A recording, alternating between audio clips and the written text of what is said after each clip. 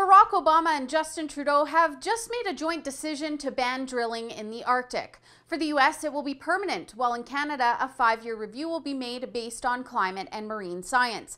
So what would Obama care about the Arctic for? He's heading out of office and approved tens of pipelines while blocking the Keystone XL extension and increased US drilling exponentially with the introduction of horizontal technology, all while the US became the largest global producer. He's a hypocrite. Not to mention, the largest oil discovery ever was just made in the West Texas Midland Basin Wolfcamp Shale that holds an estimated 20 billion barrels of oil. The U.S. is where it's at right now. The Arctic hasn't even been developed and there's no infrastructure in place. And that's why Trudeau can use the region as a political talking point that makes him a climate change hero.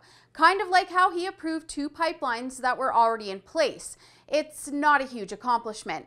For Obama, this is all a PR stunt designed around his fragile legacy, and Trudeau is just following along like a lost puppy dog in an example of policy that doesn't take reality into consideration. I highly doubt the two have ever had to realize life in poverty, where a 2-liter of milk can cost over $15, 1 red pepper over $12, and a box of Cheerios over $17. What more could we expect from our Prime Minister, a trust fund kid that's never had a need for a basic necessity in his life?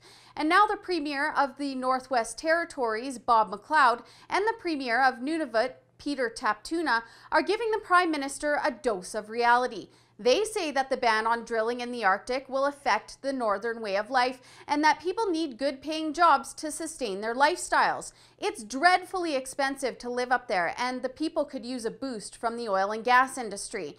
And then there's the problem that Trudeau didn't consult the region or any Indigenous groups, which was one of his big election promises. McLeod said he learned about the new policy 2 hours before it was announced. Both territories have devolution agreements with the federal government, where the Northwest Territories was negotiating oil and gas revenues with Ottawa, who retain ownership of oil and gas reserves in that region. Premier McLeod says that Trudeau now has to deliver on lost oil and gas investments due to the ban, and Nunavut is still in talks with the feds, who will transfer some control of Crown land to that region. In both regions, the ban will drastically affect the ability to be financially independent of the federal government due to Trudeau's bad decisions. The bottom line is that they want to develop their oil and gas reserves to benefit their people. Chalk this up to another failed promise to consult with Indigenous communities, and Trudeau following irrelevant outbound Obama's lead at the expense of much-needed prosperity that would provide essentials like housing, schools, and hospitals to northern communities. Not to mention, incoming President-elect Donald Trump is pro-oil, so don't expect this policy to hold up for long. For the Rebel.media, I'm Holly Nicholas. Thanks for watching. We just hit 500,000 YouTube subscribers. Have you signed up yet? If you haven't, click the link below. That way you won't miss any of our latest content that you won't find anywhere else.